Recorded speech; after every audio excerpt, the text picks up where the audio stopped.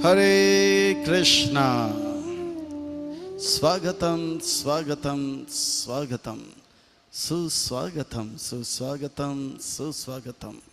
अंतर्राष्ट्रीय कृष्ण भावना भविष्य संघ इस्कॉन के ओर से प्रस्तावित यह भगवद वाणी श्रीमद् भगवद गीता 18 अध्याय 18 सत्र 18 दिन के ये चौथे अध्याय के चौथे दिन के चौथे सत्र में आए आप सब भक्तों का, धर्म प्रेमियों का, कथा प्रेमियों का, सत्संग प्रेमियों का, अतिथियों का, आजीवन सदस्यों का, श्रोताओं का, सोशल मीडिया के माध्यम से सुनने वाले श्रोताओं का भी और भविष्य में रिकॉर्डिंग के माध्यम से सुनने वाले श्रोताओं का भी हृदय के गहराई से प्रेम पूर्वक हार्दिक स्वागत करते हैं।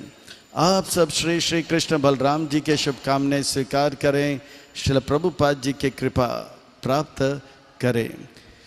कहते हैं कि जब संसार के लोग हमें चुनते हैं, कहते हैं कि जब संसार के लोग हमें चुनते हैं तो हमें संसद में स्थान मिलता है, और जब भगवान हमें चुनते हैं, भक्तों जब भगवान हमें चुनते हैं तो हमें सत्संग में स्थान मिलता है। इसलिए कहते हैं जो भगवान से करे प्यार वो सत्संग से कैसे करे इनकार, जो प्रभुपाद जी से करे प्यार वो सत्संग से कैसे करे इनकार। भक्तों, आज हम आप सब अत्यंत ही भाग्यशाली हैं।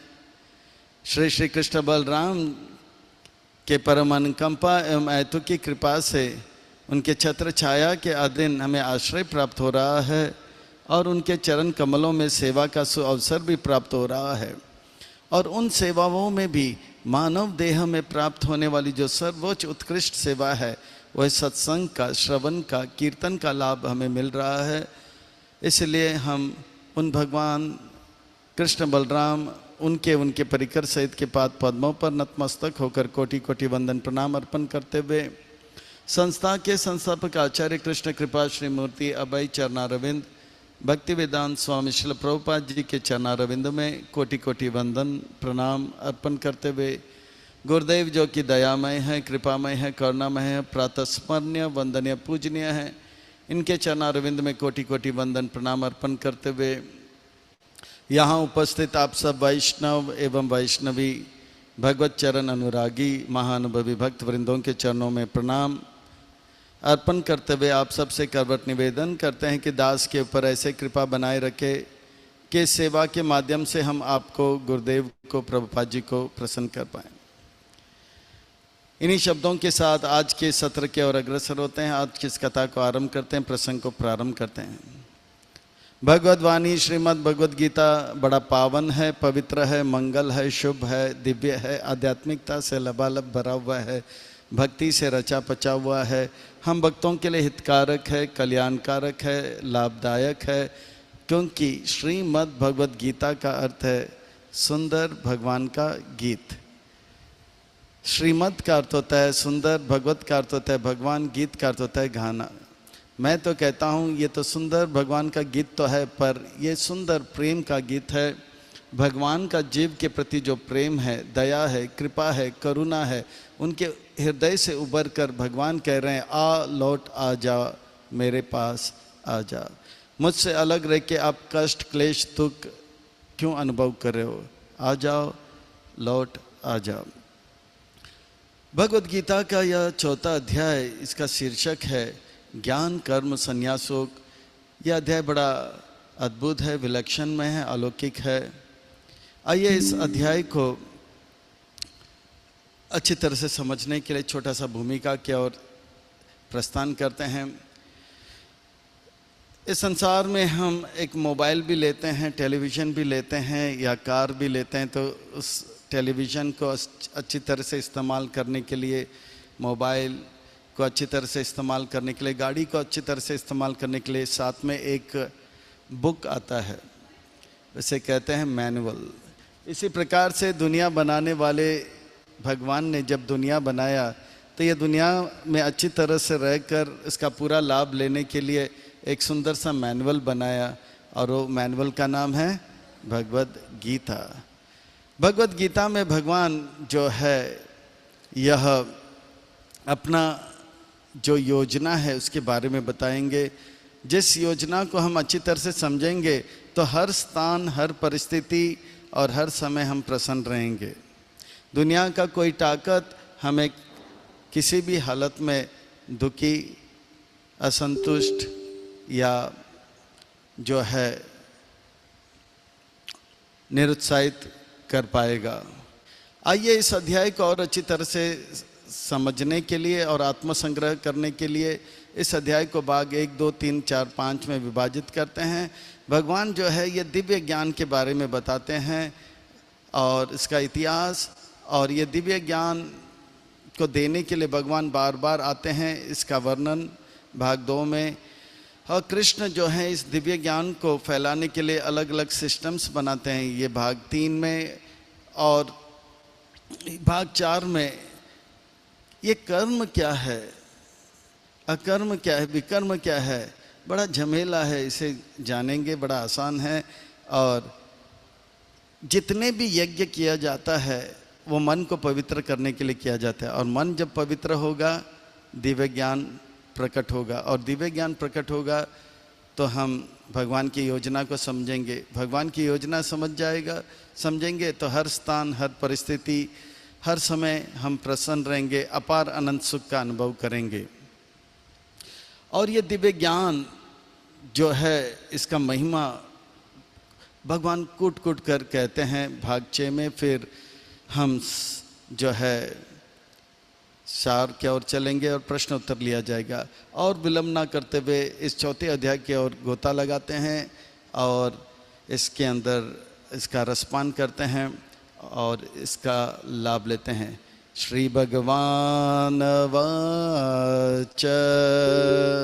फिर से वेद व्यास मुनि कहते हैं श्री भगवान वाच। श्री का अर्थ होता है सुंदर, भगवान का अर्थ होता है महत्वपूर्ण व्यक्ति, और वाच का अर्थ कहता है यानी कि एक सुंदर महत्वपूर्ण व्यक्ति कुछ कहने वाले हैं तो हमारे लिए कुछ सुंदर महत्वपूर्ण बातें होंगे। दूसरे शब्दों में वेद व्यास मुनि हमें सावधान कर रहे हैं।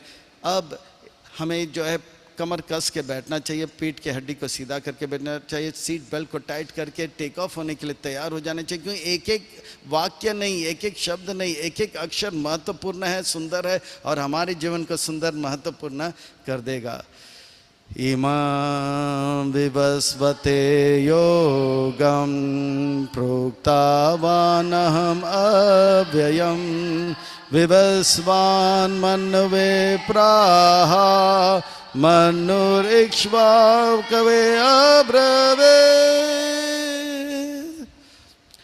जब ये दुनिया मैंने बनाया, ये दुनिया को मैं अच्छी तरह से रहने के लिए मैंने एक मैनुअल दिया, और ये मैनुअल जो है मैं सबसे पहले सूर्य के देव विवस्वान को दिया, और सूर्य के देव विवस्वान ने ये मनु को दिया, और मनु ने यही ज्ञान जो है सूर्य वंश में आने वाले इक्ष्वाकु राजा को दिया। इसी प्रकार से जो है राज ऋषि के परंपरा में ये ज्ञान जो है एक राजा ने दूसरे राजा को दिया, जिससे वो दिव्य ज्ञान को समझकर परम सुख का अनुभव कर रहे थे। परंतु कालांतर में समय के साथ हम देखते हैं हर चीज़ जो है समय के साथ हर चीज़ जो है सड़ जाता है। अगर मान लो हमने एक फूल रखा है, 2 दिन के बाद ये फूल सूख जाएगा और कुछ दिनों के बाद तो पूरी तरह से वो मुरझा जाएगा। हम एक सफ़रचंद रखते हैं, सेब रखते हैं, एप्पल रखते हैं, पहला दिन ताज़ा रहेगा, दूसरा दिन थोड़ा सा ख़राब रहेगा, तीसरा दिन जो है वो पूरी तरह से जो है सड़ जाएगा, वो पूरी तरह से सड़ जाएगा समय के साथ। इसी प्रकार से ये दिव्य ज्ञान जो है राज ऋषि परंपरा से आ रहा है, वो धीरे धीरे समय के साथ उस राजा जो है इस भगवत गीता को ज़्यादा महत्व नहीं देते थे। इसीलिए क्या हुआ, एवं परंपरा प्राप्तम् इमं राजर्षयो विदो सकालेन महता योग नष्ट परम तपा। हे अर्जुन, जो दुश्मनों को तपा तपा के मारते हो परम तपा अर्जुन, ये जो दिव्य ज्ञान है भगवत गीता का कालांतर में लुप्त हो गया, वैनिश हो गया। ध्यान देने वाली बात यह है, यहाँ पे जो वर्णन आ रहा है दिव्य ज्ञान का, ये जो परंपरा है राज ऋषि परंपरा है।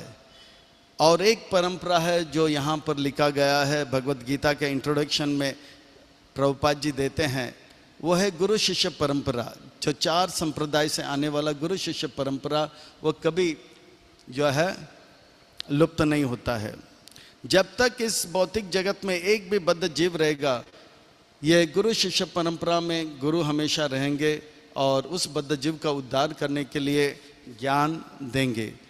यहाँ पर जो वर्णन आया है वो गुरु शिष्य परंपरा नहीं, वो कौन सा परंपरा है? राज ऋषि परंपरा। और ये राज ऋषि परंपरा जो है लुप्त हो गया है।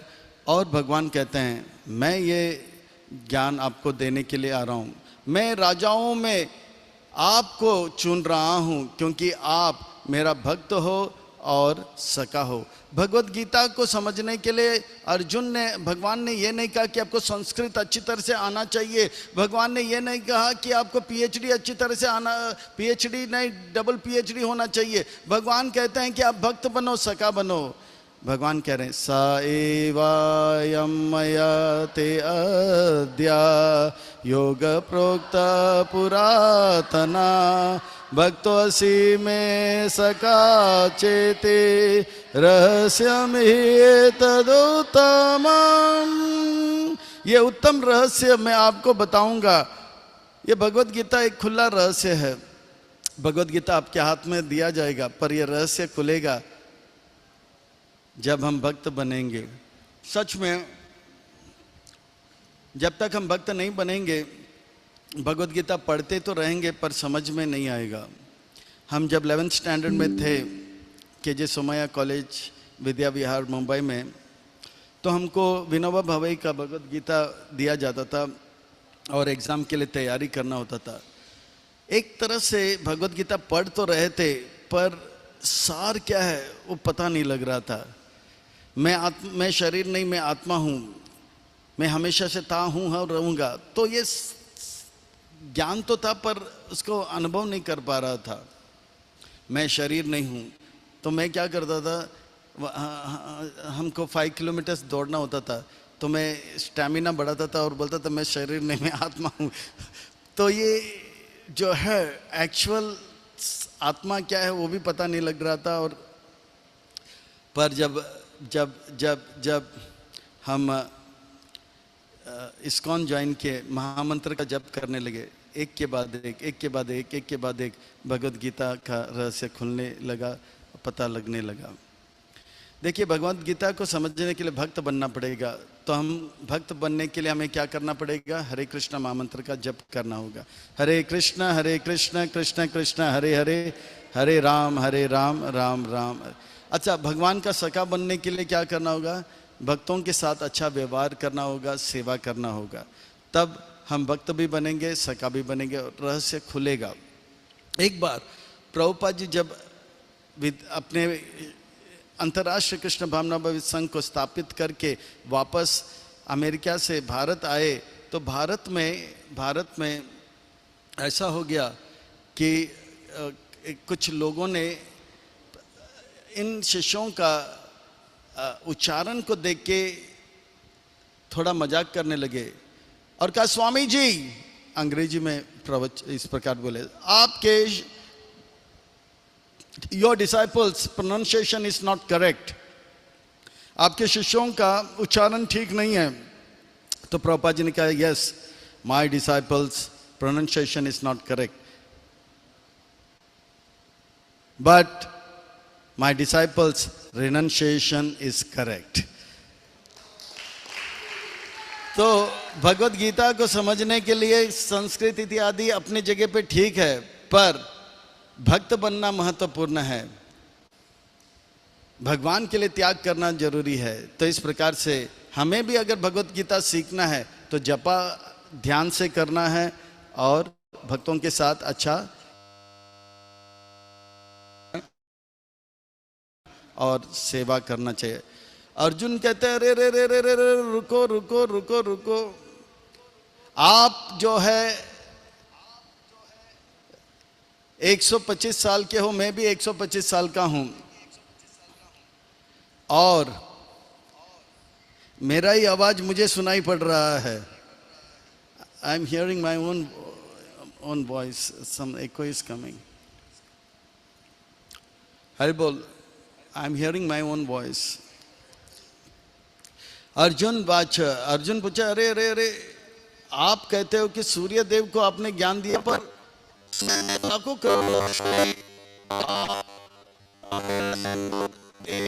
को पहले हुआ।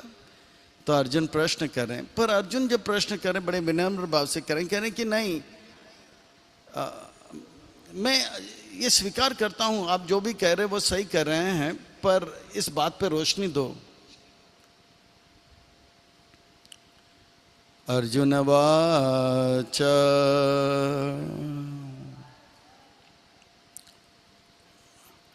हरे कृष्णा कृष्णा कृष्णा हरे हरे, हरे राम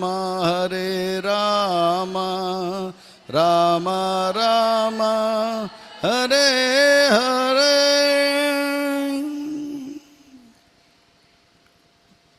तो इस प्रकार से अर्जुन कह रहे हैं कि मैं आपको चैलेंज नहीं कर रहा हूं, मैं स्वीकार करता हूं आप जो भी कहते हो सही कहते हो, आप जो भी कहते हो सच कहते हो, सच के सिवा कुछ नहीं कहते हो, पर इस बात पर रोशनी दो क्या कि मैं ये समझ पाऊं। तो भगवान अर्जुन कह रहे हैं अपरम भवतु जन्म परम जन्म विवस्वता कथम एतद्विजानीयाम् त्वम् आदौ प्रोक्तवानिति।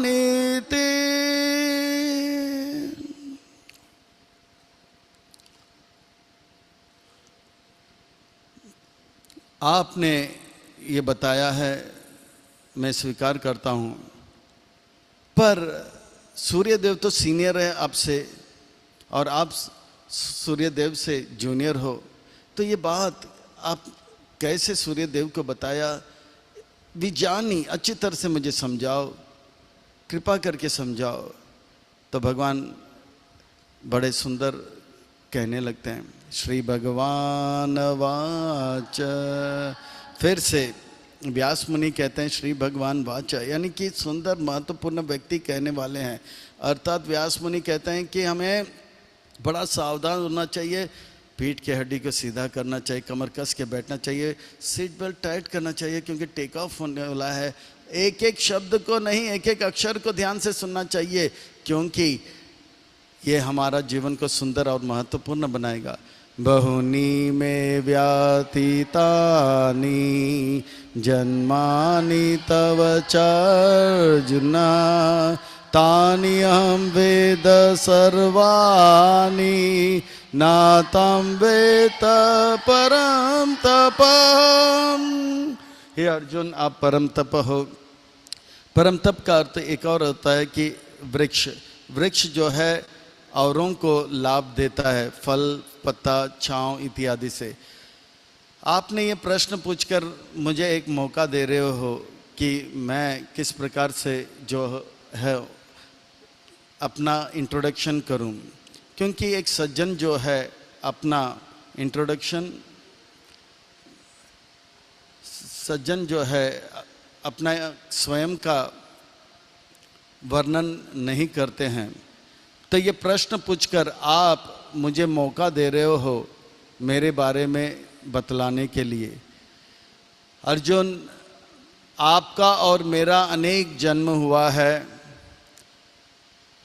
पर मैं हर जन्म में जो हुआ मैं जानता हूं, पर आप नहीं जानते हो, क्योंकि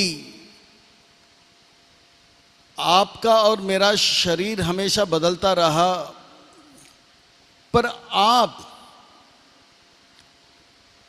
पर मैं हमेशा, भगवान कुछ भी भूलते नहीं है। भगवान कहते हैं कि मैं कुछ नहीं भूलता हूं। क्यों नहीं भूलते हैं? क्योंकि भगवान हमेशा सकारात्मक विचार रखते हैं। कृष्ण सूर्य समान है, वो नकारात्मक विचार करे ये हो ही नहीं सकता है। पर अर्जुन, आपका शरीर बदला।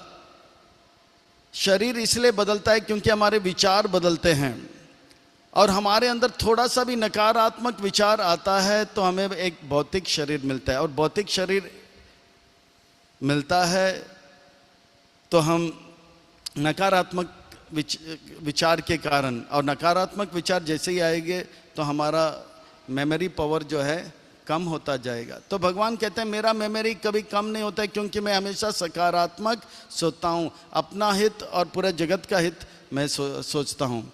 बहुनी में व्यतीतानि जन्मानि तव अर्जुना। पर भगवान कहते हैं मैं बार बार इस भौतिक जगत में आता हूँ इस दिव्य ज्ञान को देने के लिए। ये भौतिक जगत एक जेल की तरह है, कारागार की तरह है। पर कारागार में प्राइम मिनिस्टर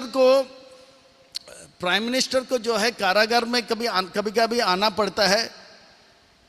पर जिस प्रकार से कैदी को कारागार में लाया जाता है उस प्रकार से प्राइम मिनिस्टर को नहीं आना पड़ता है। क्रिमिनल डिपार्टमेंट, पुलिस जबरदस्ती खींच के लेके नहीं आते, हाथ कड़ी पांव कड़ी डालकर प्राइम मिनिस्टर को। तो भगवान, प्राइम मिनिस्टर अपने इच्छा से, अपने नियम से वो कभी कभी जेल में भी आता है। तो इसी प्रकार से भगवान कहते हैं अजो अपि शान अव्यय आत्मा भूतानाम ईश्वर अपि शान प्राकृतिम स्वामधिष्ठाय संभवामि आत्मा माया। भगवान का इस संसार में दो प्रकार के नियम चलते हैं। जैसे उत्तर प्रदेश में दो प्रकार का नियम चलता है, एक नागरिकों के लिए एक नियम, और दूसरा एक नियम जो है जेल के अंदर जो कैदी है उनके लिए एक नियम। नागरिक के लिए नियम है वो ट्रेन में जा सकता है, फ्लाइट में जा सकता है, बस पकड़ के एक जगह से दूसरी जगह जा सकता है। पर कैदी फ्लाइट नहीं पकड़ सकता है, ट्रेन नहीं पकड़ सकता, जेल के अंदर पत्थर तोड़ सकता है, इसके सिवा ज़्यादा। तो दोनों का नियम अलग है। तो इसी प्रकार से भगवान के अनेक शक्ति हैं, अंतरंगा शक्ति और एक बहिरंगा शक्ति। बहिरंगा शक्ति जो है भौतिक जगत के जीव के लिए, और अंतरंगा शक्ति जो है भगवान अपना वैकुंठ लोक में, आध्यात्मिक जगत में इस प्रकार के नियम चलता रहता है। तो इसी प्रकार से तो भगवान कहते हैं जो मेरा जन्म नहीं है, मैं अव्यय हूँ, मैं हमेशा से था, मैं लंबे समय से था। तो कोई बोलेंगे आप लंबे समय थे तो आप बूढ़े हो चुके होंगे, आपके दांत निकल गए होंगे। नहीं, मेरा सौंदर्य घटता नहीं है, मेरा बल घटता नहीं, मेरा ज्ञान घटता नहीं है। मैं अव्यय हूँ। व्यय का अर्थ होता है घटना। जैसे मोमबत्ती जलाते हैं तो वो धीरे धीरे धीरे धीरे व्यय होता है, कम होता है। अव्यय का अर्थ होता है जो समय के साथ घटता नहीं। भूतानाम ईश्वरो अपि प्राकृतिम स्वाम अधिस्थ। मैं अपने ही जो है आध्यात्मिक शक्ति के द्वारा इस जगत में आता हूँ, मुझे जबरदस्ती जो है लाया नहीं जाता। क्यों आते हो? भगवान कहते हैं वो दिव्य ज्ञान को स्थापन करने के लिए मैं आता हूँ।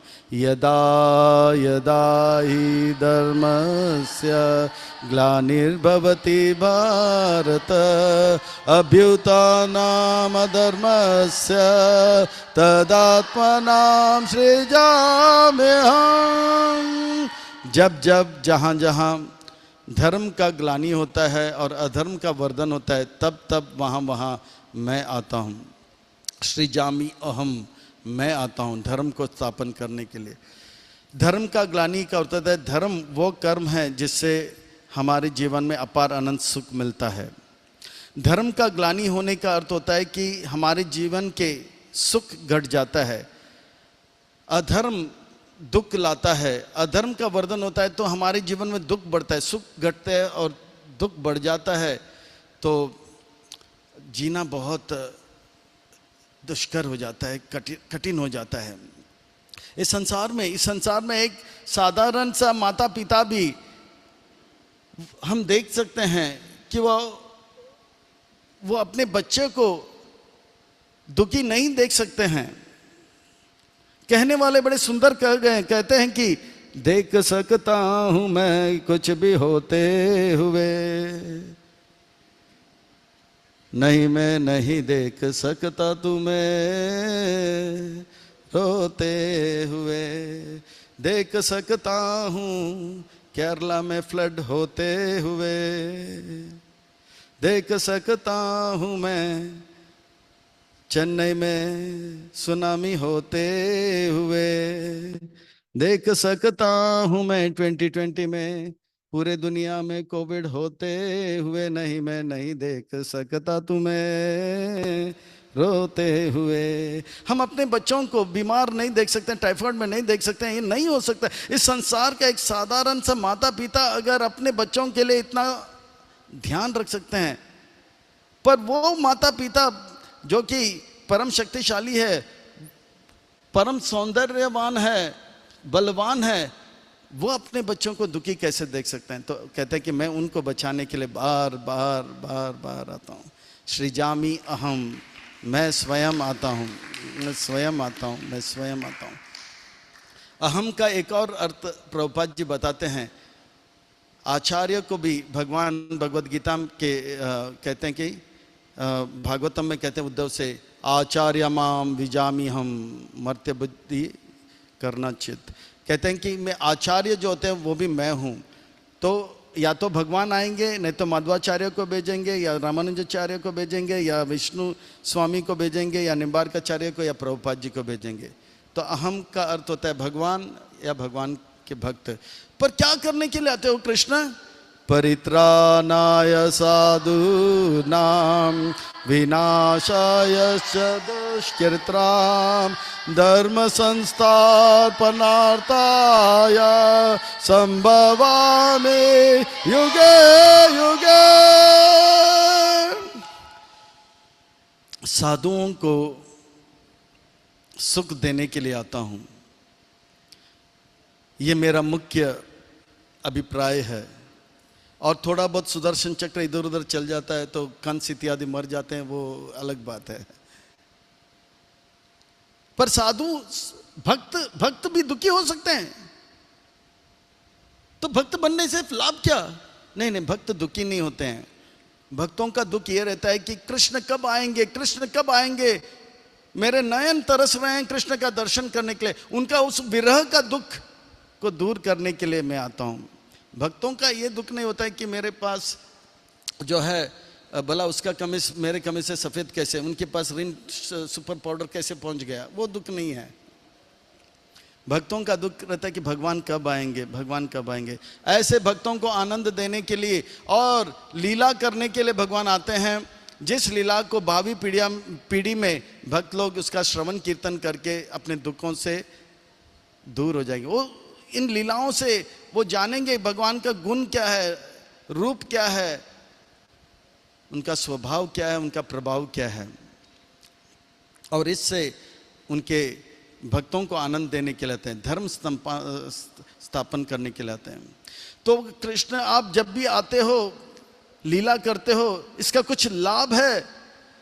हाँ अर्जुन, हाँ लाभ ये है।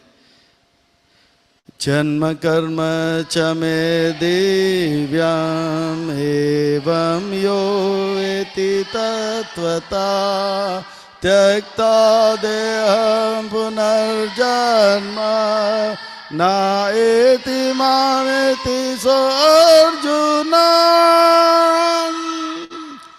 मेरा जन्म दिव्य है, मेरा कर्म दिव्य है। भगवान जब जन्म लेते हैं तो देवकी के सामने शंख गदा पद्म चक्र धारण करके आए थे, पीतांबर वस्त्र धारण करके आए, मुकुट धारण करके आए थे, कान के कुंडल धारण करके आए थे, वैजयंती माला धारण करके आए थे, शंख गदा पद्म धारण करके आए थे, कौस्तुभ मणि धारण करके आए थे और मुस्कुराते हुए आए थे। और उनको बताते हैं पिछले जन्म में आप क्या थे, इससे पिछले जन्म में क्या थे, और इससे पिछले जन्म में आप क्या थे। 3 जन्म उनका याद दिलाता है। इस जन्म में आप ये हो, फिर इसमें कश्यप थे, फिर उसके बाद स्वयंभू मनु थे, कृष्णी गर्भ थे। अब बताइए, एक भी उत्तर प्रदेश में एक बच्चा जन्म लिया हो, मुस्कुराते हुए जन्म लिया हो। बच्चा जब जन्म लेता है तो कैसे जन्म लेता है? रोते हुए आते हैं सब। कहने वाले क्या कहते हैं? रोते हुए आते हैं सब, हंसता हुआ जो जाए। पर वो रोते हुए आते हैं, वो रोते हुए आते हैं, है ना। अगर नहीं रोते तो डॉक्टर मारते हैं, कुछ प्रॉब्लम है इनका, तो सब रोते हुए आते हैं। एक भी बच्चा बताइए वो हंसता हुआ आया होगा। तो भगवान का जन्म दिव्य है। अच्छा, एक भी बच्चा आपको बताइए, भगवान जब आए थे पीतांबर वस्त्र धारण कर गए थे, मुकुट धारण करके, एक भी बच्चा टोपी पहनकर आया वो बता दीजिए। एक भी माई का लाल टोपी पहनकर या बनियान पहनकर आया, हम बता दो। या माई का लाल या माई का लाली, है ना। आजकल महिला भी कम नहीं है, हम किसी से कम नहीं। तो भगवान जब जन्म लेते हैं तो ड्रेस पहनकर आते हैं, ये उनका दिव्य जन्म है। और वो बताते हैं कि पिताजी आपका नाम ये है, ये है, ये है, पिछले जन्म में आप ये थे। और एक भी बच्चा वो बताए कि अपने उनको तो ये भी नहीं पता कि मेरी माँ कौन है, मेरे पिताजी कौन है। उनको तो बताना पड़ता है, ये माँ है, ये मामा है, ये पिताजी है और ये चाचा जी है। ज्ञान भी उनको पूरा था। तो यह है भगवान का दिव्य जन्म, भगवान का दिव्य कर्म। भगवान 7 साल के थे तो 7 दिन 7 रात तक गोवर्धन पर्वत को धारण किया था। यहाँ से कुछ 40 किलोमीटर दूर होगा गोवर्धन पर्वत, करेक्ट? 40 किलोमीटर्स। या जिस गोवर्धन पर्वत को पूरा करने के लिए हमें 25 किलोमीटर का चलना होता है, पूरे 7 घंटे लगते हैं और पूरे शरीर अकड़ जाता है। ऐसे भगवान ने बाएं हाथ के छोटे उंगली से ऐसे ही उठाया, और उठाने से पहले उन्होंने कहा कल गोवर्धन उठाने, कल गोवर्धन उठाने। अरे मुझे बादाम दो, अरे मुझे विटामिन टैबलेट्स दो, अरे स्टेरॉइड दो, बाबा स्टेरॉइड दो, कल गोवर्धन उठाना है। नहीं, मुस्कुराते हुए भगवान ने उठाए, खेल खेल में उठाया उन्होंने, खेल खेल में। ये भगवान का दिव्य लीला है। आज कोई कहता है कि मैं भगवान हूं, तो उनको बोले आप आइए, थोड़ा सा गोवर्धन उठा। गोवर्धन नहीं तो कम से कम एक टेबलधारी बनो। अरे 7 दिन नहीं, 7 रात नहीं, 7 घंटे तो उठा के दिखाओ। अगर 7 घंटे नहीं पर 7 मिनट भी बाएं हाथ के छोटे उंगली में उठाए तो आपको ऑल्टर में रखेंगे, आपको पूजा कर देंगे। और अगर नहीं उठा पाया तो फिर आपको जेल में डालेंगे, पिटाई करेंगे। तो भगवान का जन्म दिव्य है और भगवान के कर्म भी दिव्य है। भगवत गीता जब सुनाने आए तो भगवान ने ये नहीं कहा कल एग्जामिनेशन है, मेरे को जो है मोस्ट इंपॉर्टेंट क्वेश्चन बताओ ना, प्लीज प्लीज प्लीज। नहीं, प्रश्न आया उत्तर दिए, प्रश्न आया उत्तर दिए, मुस्कुराते हुए दिए। ये ऐसा कन्वर्सेशन है कि जिसमें पूरे दुनिया के सारे प्रॉब्लम्स का सॉल्यूशन है। जन्म कर्म च मे दिव्य। ऐसे भगवान के जन्म और कर्म जो दिव्य है, तत्वदर्शी से सुनेंगे, तत्वदर्शी से सुनेंगे, तत्व के द्वारा सुनेंगे, सच्चाई में सुनेंगे। शरीर छोड़ने के बाद हम भगवत धाम को, भगवान के धाम को प्राप्त करेंगे। भौतिक जगत में वापस नहीं आएंगे, दुख का अनुभव नहीं करेंगे। भगवान अर्जुन कहते हैं अरे ठीक है, आपका दिव्य जन्म और आपका दिव्य कर्म को तो सुन लिया, पर देह त्यागने के बाद भगवत धाम जाएंगे, पर जीते जी क्या लाभ होगा? बताता हूं जीते जी क्या लाभ होगा। वीतराग भय क्रोध मम माया मम उपाश्रिता बहु ज्ञान तपसा पूत मद भाव मागता। जीते जी क्या लाभ होगा? जीते जी उनका जो है जीवन में कोई भय नहीं रहेगा। इस संसार में सबके अंदर भय होता है। चूहा बिल्ली से भयभीत है। बिल्ली जो है कुत्ते से भयभीत है, कुत्ता जो है सियार से भयभीत है, सियार जो है शेर से भयभीत है, शेर जो है हाथी से भयभीत है, हाथी जो है मनुष्य से भयभीत है, और मनुष्य जो है मच्छर से भयभीत है। सब लोग भयभीत है। हमारे मीरा रोड से उत्तर की तरफ एक और छोटा सा सिटी है, उसका नाम है भय अंदर। वहाँ पे लोग छाती थान के चलते हैं दादा बनकर, पर भय अंदर नाम भय अंदर है सबके, पर इस संसार में सब भयभीत है। पर भगवान का जन्म और कर्म और लीला सुनेंगे वो भय निकल जाएगा, क्योंकि उनको पता है भगवान भक्तों का हमेशा साथ देते हैं। राग, इन संसार में राग का अर्थ होता है आकर्षण, लड़के का लड़की के साथ, लड़की के लड़के के साथ। आजकल तो झमेला हो गया, लड़के का लड़की के साथ, लड़के का लड़के के साथ। अब झमेला और बढ़ गया, बीच में एक और आ गया, बोला कि हम भी क्या 84 लाख यूनियों से परे हैं। तो बोला ठीक है भाई, तो लड़के का लड़की के साथ, लड़के के लड़के के साथ, लड़के का न्यूट्रल जेंडर के साथ, झमेले पे झमेला। और तो और आजकल AI के साथ भी आकर्षण होने लगा। तो ये संसार के प्रति आकर्षण हमें संसार में लाता है, उस आकर्षण से भी बच जाएंगे, क्योंकि कृष्ण जो है बहुत सुंदर हैं। और क्रोध किस लिए आता है? मैं जो कहता हूँ, मैं जो सोचता हूँ वो हो नहीं होता है तो हमें क्रोध आता है। पर भक्त कैसे हैं? मन जो चाह हो तो भगवान का कृपा, मन जो चाह ना हो तो भगवान का इच्छा। और भगवान का इच्छा हमारे इच्छाओं से लाख गुना, अनगिनत गुना जो है अच्छा। तो वो कभी क्रोधित नहीं होते हैं। जैसे वो मंत्री का वर्णन आता है, जो भी होता है भगवान हमारे अच्छे के लिए करते हैं। इस प्रकार से भगवान के दिव्य जन्म और कर्म हम समझ लेंगे तो जीते जी हम आकर्षण, भय और क्रोध से मुक्त हो जाएंगे। यानी कि जीते जी हम सुखी रहेंगे और देह त्यागने के बाद भगवान के धाम में परम सुखी रहेंगे, यानी कि दोनों हाथ में लड्डू।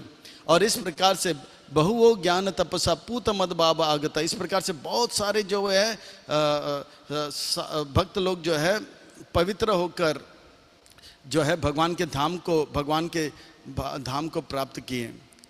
हे कृष्ण, आपका जन्म और कर्म भक्त लोग तो सुनते हैं, पर मायावादी भी सुनते हैं, ब्रह्मवादी भी सुनते हैं, पर वो कहते हैं कि ये कृष्ण जो है निराकार है, निर्विशेष है। ऐसा क्यों? और कुछ लोग तो कृष्ण का आपका लीला को समझकर वो आप पे मन नहीं लगाते, देवी देवताओं पे मन लगाते हैं। ऐसा क्यों होता है? तो भगवान कहते हैं ये तामां प्रपदान्ते तांस्तत एव भजाम्यहं मम वर्तमानो अनुवर्तन्ते मनुष्यपात सर्वसा। जो जिस भाव से मेरे पास आएगा, दास्य रस में तो मैं दास्य रस, साक्य तो साक्य, वात्सल्य तो वात्सल्य। और कोई मायावादी है तो उनको निराकार निर्विशेष ब्रह्म में डाल देता हूँ। ब्रह्मवादी को मैं ब्रह्म ज्योति में रखता हूँ, पर अगले जन्म में वैकुंठ का लाभ उसको मैं दे देता हूँ। पर कुछ लोग आपके लीलाओं को समझकर भी वो देवी देवता के उपासक बनते हैं। क्यों? एक बार एक व्यक्ति जो था, उन्होंने अपने घर में विष्णु का विग्रह लाया, मूर्ति लाया। विष्णु को रोज अगरबत्ती दिखाता था, पर बहुत दिन हो गया उनका मन का इच्छा पूरा नहीं हो रहा था, तो उन्होंने दुर्गा जी का विग्रह लेकर आया। तो जैसे दुर्गा जी का विग्रह लाया तो अब विष्णु को तो अगरबत्ती दिखा नहीं रहा था, दुर्गा जी को अगरबत्ती दिखा रहा था। दुर्गा जी को जब अगरबत्ती दिखा रहा था तो पंखे से हवा जो है विष्णु की तरफ जा रहा था।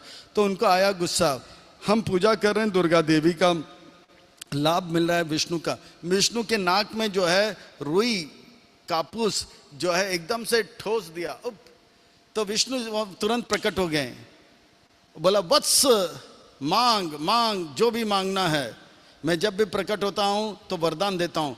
तब उस व्यक्ति को आया गुस्सा, बोला कि देखो इतना दिन से मैंने पूजा किया, आपने कभी वरदान मांगा नहीं, अब दुर्गा जी का उपासना कर रहे तो आपको आया जलस कि आपका जो है एक वोट कम होने वाला है और मेरे को वरदान देने आया। बोला बस बात ये नहीं है, इतने दिन आप पूजा तो कर रहे थे ये समझ के कि मैं पत्थर हूं, तो मैं भी आपके साथ पत्थर जैसे व्यवहार किया।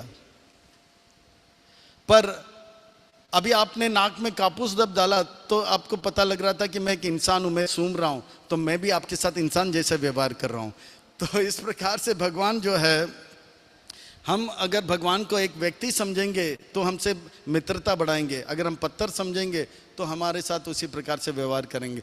तो ये व्यक्ति जो था देवी देवता का उपासना कर रहा था, क्योंकि वो समझ रहा था कि विष्णु देंगे पर समय लगा के दे। अगर हम भगवान से मांगेंगे मुझे गाड़ी चाहिए, गाड़ी चाहिए, गाड़ी चाहिए, एरोप्लेन चाहिए, एरोप्लेन चाहिए, तो पर विष्णु जो है एरोप्लेन नहीं देंगे। पर शिव जी को बोलेंगे एरोप्लेन चाहिए, एरोप्लेन चाहिए, या कोई भी देवी देवता, तो तुरंत एरोप्लेन देंगे।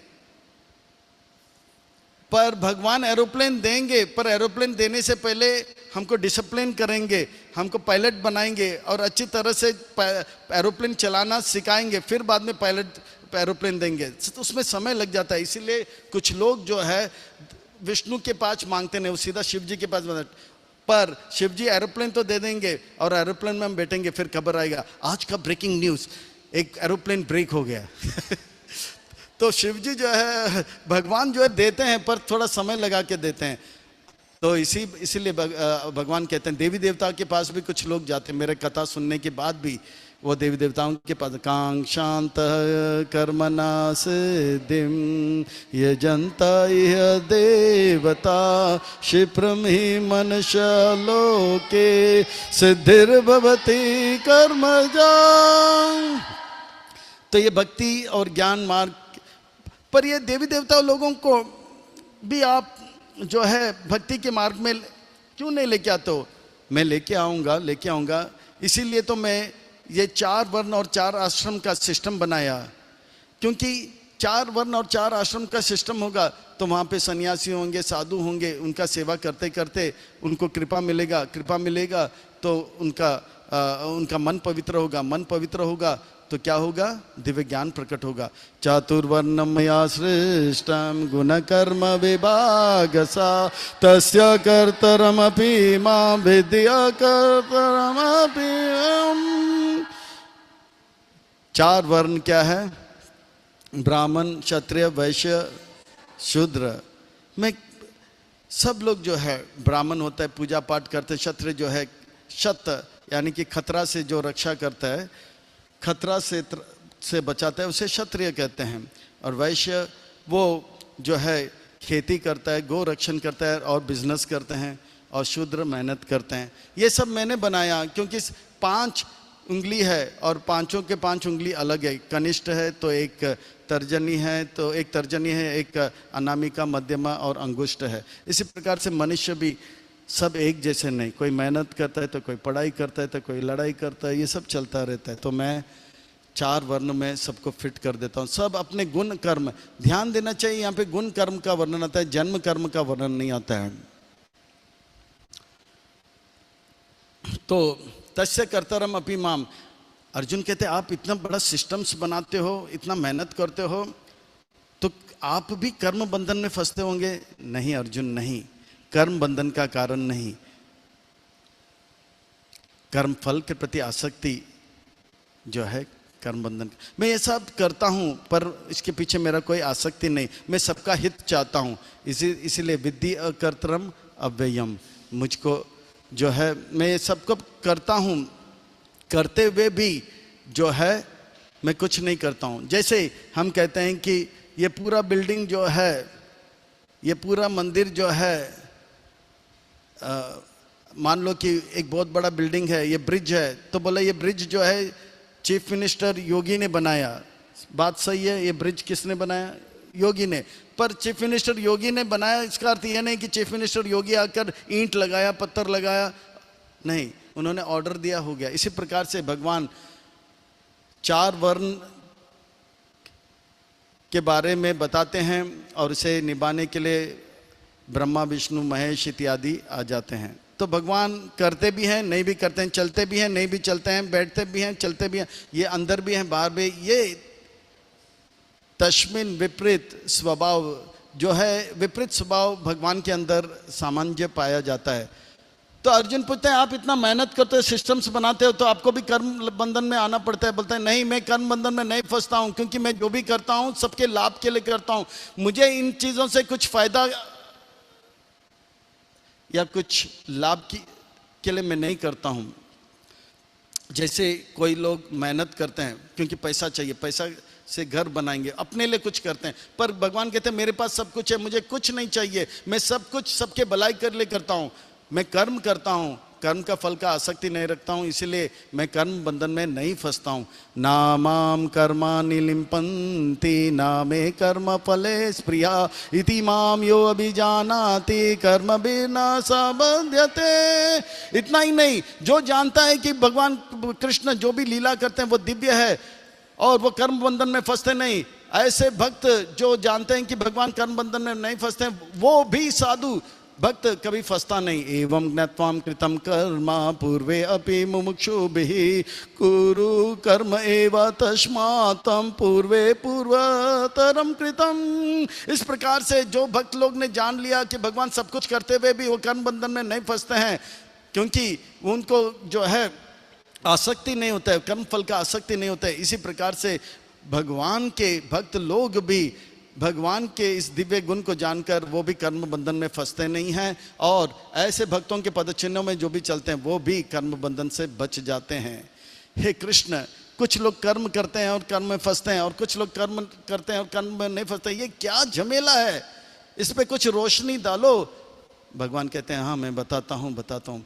किम कर्म किम कर्मेति कवयो अपि अत्र मोहिता तत्ते कर्म प्रवक्ष्यामि यज्ञातं मोक्षस्य शुभात्। अर्जुन, आप बड़े बड़े कवि विद्वान लोग भी इस बात को नहीं जान पाते। अरे प्रभुपाद जी ने इतने सारे मंदिर बनाया फिर भी वो कर्म बंधन में फंसे, और बिरला और अडानी ने अंबानी ने इतना कुछ बनाया, कर्म बंधन में फंस गए। ये क्या चक्कर है? पर इसे अच्छी तरह से जानो तो बड़े बड़े मोक्ष और जो भी अशुभ है उससे आप उससे मुक्ति प्राप्त करोगे, मोक्ष प्राप्त करोगे। कर्मान ही अपि बोधव्यम च विकर्मणा कर्म च बोधव्यम गहना कर्मणो गति। पाप पुण्य और भक्ति, कर्म क्या है, विकर्म क्या है? विकर्म का अर्थ होता है पाप, जिससे हमें दंड मिलता है। कर्म क्या है? उससे हम तंदुरुस्त बनते हैं, धन मिलता है, सौंदर्य मिलता है। पर अकर्म क्या है? वो कर्म जो भगवान को प्रसन्न करने के लिए किया जाता है वो अकर्म कहा जाता है। वो हमें कर्म बंधन से बदल देता है। 3 प्रकार के कार्य होते हैं, इसे अच्छी तरह से जान लो अर्जुन। कर्माणि अकर्माणि पश्चाद अकर्माणि च कर्म सा बुद्धिमान मनुष्येषु सयुक्त कृष्ण कर्म कृत। अरे प्रभुपाद जी ने इतने सारे मंदिर बनाया, इतने सारे ग्रंथ लिखे, इतने सारे प्रवचन किए, इतने सारे मीटिंग्स किए, पर फिर भी प्रभुपाद जी कर्म बंधन में नहीं फंस रहे हैं। और दूसरी तरफ अंबानी अडानी ने इतने सारे काम किया, वो कर्म बंधन में फंसे जा रहे हैं। इसे समझाने के लिए वही सोल्जर का उदाहरण देते हैं। जब देश के लिए सिपाही बंदूक से गोली मारते हैं, ठाप ठुप ठाप, तो उसको मेडल मिलता है। पर वही गांव में जाके एक गोली अपने नेबर को मारता है क्योंकि उन्होंने अपने बच्चे को छिड़ाया, तो तुरंत उसको जेल लेके जाते हैं, कोर्ट मार्शल होता है। बोलता है नहीं, इतना सारे गोली मारे तो मुझे मेडल मिला, एक गोली में गांव में शूट किया तो कोर्ट मार्शल। तो बोलते हैं वो आपने किया देश की रक्षा के लिए, देश की रक्षा के लिए और आज्ञाकारी अधिकारी से आज्ञा प्राप्त करके, अपने लिए नहीं किया। ये गोली आपने अपने लिए मारा, तो इसलिए कर्म बंधन। इसी प्रकार से प्रभुपाद जी जैसे संत इतना सब कुछ करते हैं, पर किसके लिए करते हैं? भगवान के लिए करते हैं, अपने घर के लिए नहीं करते हैं, अपने बच्चों के लिए नहीं करते हैं, इसलिए कर्म बंधन में नहीं फंसते हैं। यस्य सर्वे समारंभः काम संकल्प वर्जिता ज्ञान अग्नि दग्ध कर्माणां तामाहु पंडितामादः। इस प्रकार से जो भगवान के लिए कार्य करते हैं, तो भगवान को के दिव्य जन्म और दिव्य कर्म को जानकर भगवान के लिए सेवा करते हैं, उनके सारे पाप जो है ज्ञान के अग्नि से नाश हो जाता है। कुछ उदाहरण दे सकते हो? त्यक्ता कर्म फल संगम नित्यं तृप्त निराश्रया कर्माण्यभिप्रवृत्तोऽपि नैव किंचित करोति स। जिस प्रकार से जनक महाराज जो है रोज मंगल आरती आते हैं और जपा करते हैं और अपने पूरे राज्य को संभालते हैं, पर ये सब करते हुए भी वो कर्म बंधन में फंसते नहीं हैं, क्योंकि वो जो कुछ भी कर रहे हैं किसके लिए कर रहे हैं? भगवान को प्रसन्न करने के लिए। निराशीर्यत चितात्मा त्यक्ता सर्व परिग्रह शरीरम केवल कर्मा कुरम नाप्नोति किल्बिषम। पर साधु लोग भी अपने लिए खाते हैं, अपने लिए। जैसे प्रभुपाद जी रोज 3 घंटे सोते थे और 2 टाइम प्रसाद लेते थे और थोड़ा सा मालिश लेते थे, पर वो अपने लिए कर रहे थे। रघुनाथ दास गोस्वामी 3 दिन में एक बार चास पी लेते, वो अपने लिए कर रहे थे। क्या वो अपने लिए कर रहे तो कर्म बंधन नहीं लगेगा? तो भगवान कहते हैं नहीं, इतना तो अलाउड है। ईशोपनिषद में कहते हैं कि इस प्रकार से शरीर के लिए थोड़ा करे। इस प्रकार से साधु संत जानते हैं शरीर को मेंटेन करने के लिए थोड़ा सा करते हैं, वो मिनिमम इनपुट और मैक्सिमम आउटपुट करते हैं। उनका थोड़ा सा सोना थोड़ा सा खाना चलेगा, है ना, वो बहुत ज़्यादा भी नहीं खाते हैं। तो इस प्रकार से वो साधु मिनिमम इनपुट यदृच्छ लाभ संतुष्ट द्वंद्व अतीतो विमत्सरः समसिद्धो असिद्धो च कृत्वापि न निबध्यते। अगर धन आया तो भगवान के सेवा में, जन आया तो भगवान के सेवा में, सुंदर स्त्री आया तो उनको भगवान के सेवा में, अगर बहुत, तो इस प्रकार से जो भी आया वो भगवान के सेवा में लगा देते हैं। प्रभुपाद जी को खूब प्रशंसा किया गया तो वो नाचने लगे भले भले। फिर बाद में प्रभुपाद जी के गुरु भाई उनका निंदा किया तो वो ये नहीं सोचे ये क्या हुआ, क्यों हुआ। वो भगवान का सेवा को जारी करते रहे। लाभ हानि सुख दुख को ध्यान नहीं देते। वो ध्यान किसको देते हैं? भगवान का सेवा और अच्छी तरह से हो। वो किसी से ईर्ष्या नहीं करते, अरे इसके पास मुझसे बड़ा गाड़ी कैसे, भला उसका कमीज मेरे कमीज से सफेद कैसे। वो बोले अरे भगवान का कृपा है उसके पास, भगवान ने उनको सुपर सर्फ अल्ट्रा डिटर्जेंट दे दिया, पर भगवान ने मुझे कम से कम शर्ट तो दिया। तो ये इज सेटिस्फाइड, वो ईर्ष्या नहीं करता है। और इस प्रकार से भक्त जो है कभी बंधन में नहीं फंसते हैं। भक्त जो भी करते हैं, जो भगवान के दिव्य जन्म और कर्म को अच्छी तरह से जान लेते हैं, वो भगवान की सेवा में अच्छी तरह से लग जाते हैं। गत संगस्य मुक्तस्य ज्ञान अवस्थित चेतसा यज्ञाचारतः कर्म समाग्राम प्रलीयते। इस प्रकार से अर्जुन, मेरे भक्त जो भी कार्य करते हैं, मेरे दिव्य जन्म कर्म को तत्व से जान लेते हैं, वो जो भी कार्य करते हैं वो यज्ञ होता है। अर्जुन, आप मेरे लिए जो कार्य करोगे वो भी यज्ञ है। और ये जो कुरुक्षेत्र युद्ध भूमि है वो यज्ञ कुंड है। और ये जो आपके धनुष जो है वो यज्ञ में घी डालने वाला चम्मच है। और आपके धनुष से जो निकलने वाला तीर है वो घी है। और जो ये घी जो है अग्नि में जाता है, ये तीर जो है कौरव के पे जाता है, ये कौरव जो है अग्नि है। इस प्रकार से आप जो है इस यज्ञ का पुजारी हो। अर्जुन बोलता है अरे अरे अरे अरे, यज्ञ पे यज्ञ, यज्ञ पे यज्ञ, यज्ञ पे यज्ञ, मैंने तो सुना यज्ञ में तो स्वाहा स्वाहा होता है, ये कौन सा यज्ञ है। भगवान कहते हैं जो भी कार्य हम करते हैं भगवान को प्रसन्न करने के लिए, ग्रंथ वितरण अगर कर रहे हैं भगवान को प्रसन्न करने के लिए वो यज्ञ है, मंदिर बना रहे हैं भगवान को प्रसन्न करने के लिए वो यज्ञ है, जो भी कार्य युद्ध भी कर रहे हैं वो भगवान को प्रसन्न करने लगे यज्ञ है, और रासलीला खेल रहे हैं वो भी भगवान को प्रसन्न करने के लिए तो वो यज्ञ है। पर अर्जुन कहता है अरे यज्ञ यज्ञ यज्ञ, ये यज्ञ क्या है। भगवान कहते हैं यज्ञ वो कार्य है जिससे भगवान प्रसन्न होते हैं, गुरु प्रसन्न होते हैं, और यज्ञ करने से मन पवित्र होता है, और मन पवित्र होने से दिव्य ज्ञान प्राप्त होता है, दिव्य ज्ञान प्राप्त होने से भगवान की योजना हमें समझ आता है, और भगवान का योजना समझ आ गया तो हर समय हर परिस्थिति में हम अपार आनंद सुख का अनुभव करेंगे। पर युद्ध भी एक यज्ञ, पर बहुत प्रकार का यज्ञ है।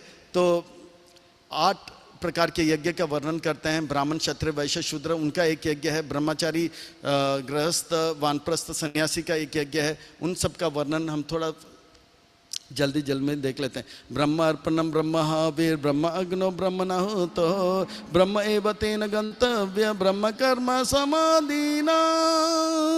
इस प्रकार से जो है, जो व्यक्ति भगवान के सेवा में लगा रहता है, वो जो भी करता है वो भगवान को प्रसन्न करने के लिए करते हैं। तो तैवम एवा पर यज्ञम योगिना पर्युपासते ब्रह्म अग्नो अपार यज्ञम यज्ञ वोपजुहति। योगी लोग जो है, सन्यासी लोग जो है, देवी देवताओं को अलग अलग प्रकार के पूजा पदार्थ अर्पण करते हैं, ये एक प्रकार का यज्ञ है। कुछ लोग अग्नि में घी डालते हैं, वो एक प्रकार का यज्ञ है। ब्रह्मचारी जो है इधर उधर की बातें ना सुनते, केवल शास्त्र की बातें सुनते हैं। गृहस्थ जो है अपना पैसा कमाकर दान दक्षिणा देते हैं, ये भी एक प्रकार का यज्ञ है। स्तोत्रादीनि इंद्रियाणि अन्ये अग्निषु जुहति शब्दादीन विषयान अन्य इंद्रिय अग्निषु जुहति। ये यज्ञ इसलिए किया जाता है, यज्ञ करने से मन पवित्र होगा। मन पवित्र होने से क्या होगा? दिव्य ज्ञान प्राप्त करेगा। ये यज्ञ किस लिए करते हैं? अलग अलग लोग अलग अलग प्रकार के यज्ञ करते हैं, पर यज्ञ का लक्ष्य है मन को पवित्र करना। और मन पवित्र होगा तो क्या मिलेगा? दिव्य ज्ञान। तो दिव्य ज्ञान प्राप्त करने के लिए यज्ञ करना है। सर्व इंद्रियाणि कर्माणि प्राण कर्माणि चापरे आत्म संयम योग अग्नो जुहति ज्ञान दीप्यते। तो कुछ सन्यासी लोग जो है अग्नि के बीच में रहते हैं और तपस्या करते हैं, ये भी एक प्रकार का यज्ञ है। और कुछ लोग जो है अपने सांस को रोक के इस प्रकार से प्राणायाम करते हैं, ये भी एक प्रकार का यज्ञ है। पर ये सब यज्ञ किस लिए किया जाता है? मन को पवित्र करने के लिए। मन किस लिए पवित्र किया जाता है? तो दिव्य ज्ञान प्राप्त होगा।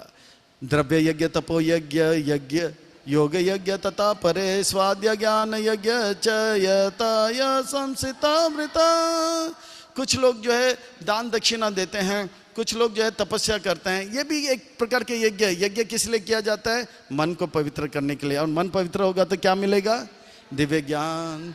आपाने जुहाति प्राण प्राणे पान तथा परे प्राणपान गतिरुद्वा प्राणायाम परायणा अपारे निहत आहार प्राणम प्राणेषु जुहति।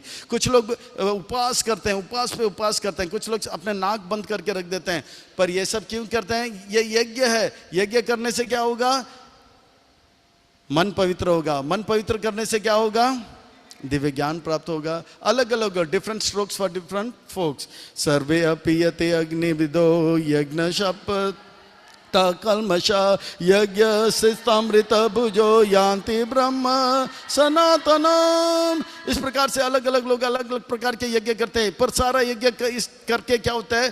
पाप मिट जाता है, मन पवित्र हो जाता है। और मन पवित्र होने से क्या मिलेगा? दिव्य ज्ञान। नायम लोक अस्ति अयाजनस्य कुतो अन्य कुरु सत्तमा। इस संसार में जो यज्ञ नहीं करता है वो इस जन्म में भी संतुष्ट नहीं रहेगा, इस जगह में भी संतुष्ट नहीं रहेगा, और दूसरे जन्म में और दूसरे लोक में भी संतुष्ट नहीं रहेगा। इसी प्रकार से बहुत सारे लोगों के लिए अलग अलग प्रकार के यज्ञ है। यज्ञ किस लिए किया जाता है? मन को पवित्र करने के लिए। मन पवित्र करेंगे तो क्या होगा? दिव्य ज्ञान प्राप्त होगा।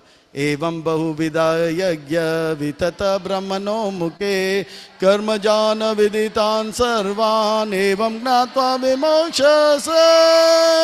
इस प्रकार से वेदों में अनेक अनेक प्रकार के यज्ञ का वर्णन किया है। यज्ञ करने से पाप कट जाता है, पाप कटने से मन पवित्र हो जाता है, और मन पवित्र होने से क्या होगा? दिव्य ज्ञान प्राप्त होगा। जितने भी यज्ञ हैं अलग अलग लोगों के लिए अलग अलग यज्ञ है, और इससे क्या है? मन पवित्र होता है। तो कौन सा यज्ञ श्रेष्ठ है, कौन सा निकृष्ट है? बताता हूँ। श्रेयान द्रव्यमयाद यज्ञ ज्ञान यज्ञ परम तपा सर्वन कामाकिलम पार्थ ज्ञान परिसमाप्यते। हे परम तपा, दुश्मनों को तपा तपा के मारते हो। ज्ञान का यज्ञ, विद्यादान ज्ञान का यज्ञ श्रेष्ठ है। हाँ, डोनेशन इत्यादि देने से तो ज्ञान यज्ञ श्रेष्ठ है।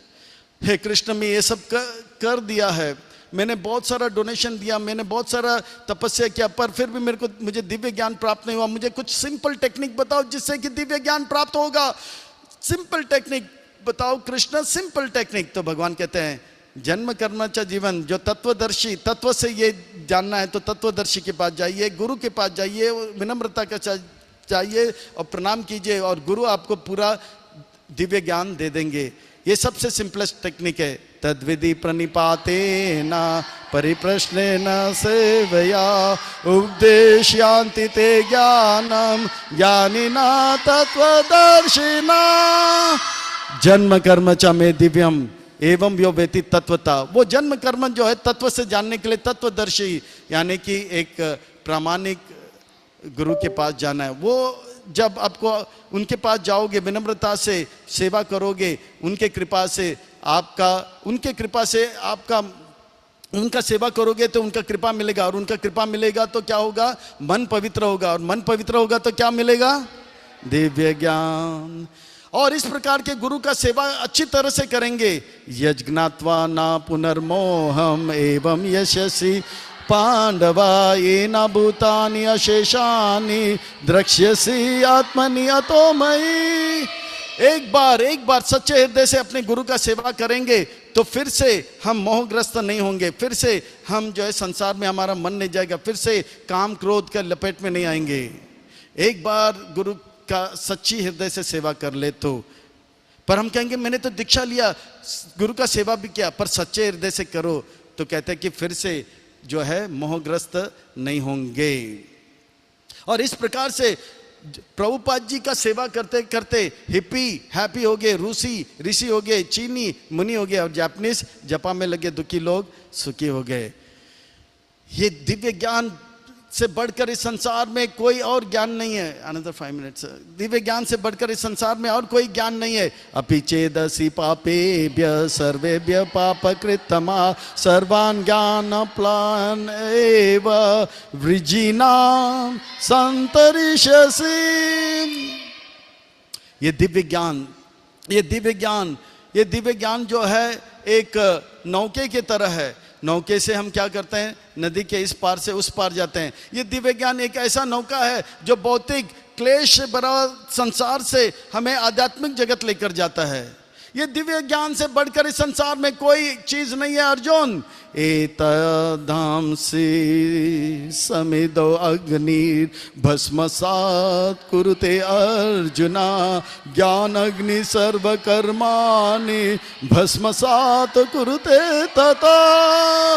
जिस प्रकार ये दिव्य ज्ञान रूपी अग्नि जो है हमारे अनेक अनेक जन्मों का पाप जो पहाड़ जैसा है उसे ऐसे भस्म कर देगा, जैसे सूखा घास का एक पहाड़ हो, उसमें एक चिंगारी डालो तो भस्म हो जाता है। उस प्रकार से एक बार गुरु के सेवा, वो तत्वदर्शी गुरु के पास दिव्य ज्ञान सुनेंगे। जन्म कर्मचा में दिव्यम एवं यो व्यक्ति तत्वत, ये जन्म कर्म तत्व से तत्वदर्शी से सुनेंगे तो सारा जो है पाप भस्म होकर राख हो जाएगा, हम पाप रहित हो जाएंगे, हमारा मन पवित्र होगा। ना ही ज्ञाने न सदृशम पवित्रम इह विद्यते तस्वयं योग संसिद्ध कालेनात्मनि विन्दते।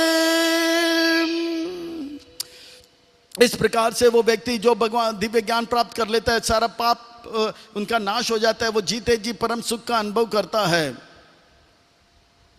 और दिव्य सेवा करते करते वो प्रसन्न रहता है, औरों को भी प्रसन्न करता रहता है। He is happy and he makes others happy. तो हम सबको भी दिव्य ज्ञान प्राप्त करके खुश रहना है, औरों को खुश करना है। श्रद्धावान लभते ज्ञानम तत्परा संयतेन्द्रिया ज्ञान लब्धम परां शांतिम अचिरेण अधिगच्छति।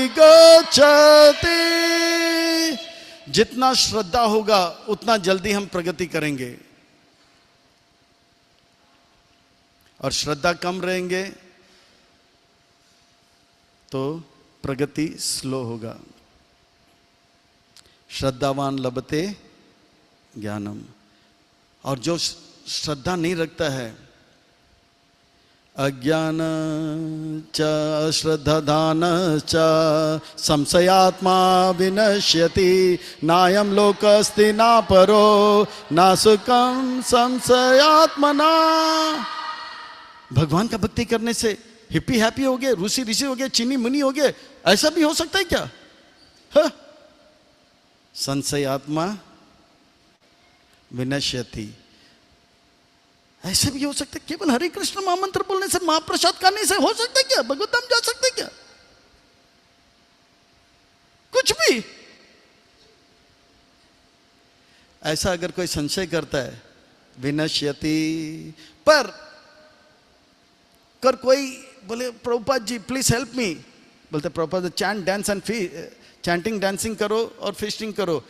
चैंटिंग डांसिंग फिस्टिंग करते करते दुरात्मा महात्मा बन गए, अदम का हुआ परमहंस बन गया, चीनी मुनि हो गए, जापानीज जपा में लग गए और हिप्पी हैप्पी हो गए। श्रद्धा के साथ वो गए थे प्रभुपाद जी के पास। वाल्मीकि इतना बड़ा पापी था, मार मार मार, राम नाम नहीं ले रहा था, उल्टा नाम जपीते जपीते वो बहुत बड़ा संत हो गया। मृगारी जानवरों को कूट कूट के मारता था, पर नारद मुनि के कहने से हरे कृष्ण महामंत्र का, और 1 साल में इतना बड़ा संत बन गया। योग संन्यस्त कर्माणाम ज्ञान संचीन संशया आत्मवंतम ना कर्माणि निबदन्ति धनंजया। इस प्रकार से जन्म कर्म च मे दिव्यम एवं वेति तत्वतः त्यक्ता देहम पुनर्जन्म नायते। वो तत्वदर्शी से ये तत्व के साथ ये जन्म और कर्म जान लेता है तत्वदर्शी गुरु से, तो वो दिव्य ज्ञान में लग जाता है। और ये दिव्य ज्ञान जिसको प्राप्त हो जाता है, जिसका मन पवित्र हो जाता है, वो दिव्य ज्ञान को प्राप्त कर लेता है, वो दुनिया का सबसे बड़ा धनवान व्यक्ति है। इसलिए अर्जुन तस्माद् ज्ञान संभूतम हृत्स्थाम ज्ञानासिनात्मना चिद्वैनाम संशया योगम अतिष्ठ उत्तिष्ठ भारत। गुरु का आज्ञा, तत्वदर्शी गुरु का सेवा करो, और तत्वदर्शी गुरु जो सेवा देते हैं वो सेवा करो। बुक डिस्ट्रीब्यूशन बोलते तो बुक डिस्ट्रीब्यूशन, बुक स्टडिंग बोले तो बुक स्टडी करो, टेंपल ओपनिंग तो टेंपल ओपनिंग करो। ऐसा अगर करोगे तो आपका पाप कट जाएगा और आपके हृदय पवित्र हो जाएगा। हृदय पवित्र हो जाएगा तो दिव्य ज्ञान प्राप्त होगा, और दिव्य ज्ञान प्राप्त होगा तो आपके काम वासना इत्यादि नाश हो जाएगा। इसलिए उत्तिष्ठ अतिष्ठ उत्तिष्ठ, ये 3री बार कहते हैं उत्तिष्ठ। आप संशय मत करो, गुरु के आज्ञा के ऊपर संशय मत करो। प्रभुपाद जी ने कहा chant chant chant 16 rounds, follow 4 regulated principles, don't leave ISKCON. And अगर 16 माला जब 4 नियम पालन और इस्कॉन नहीं छोड़ोगे, अंत समय में वैकुंठ से फ्लाइट आएगा। अगर नहीं आएगा तो प्रभुपाद जी कहते हैं मैं आऊँगा और आपको आध्यात्मिक जगत लेकर जाऊँगा। इसमें संशय मत रखो। श्रील प्रभुपाद की।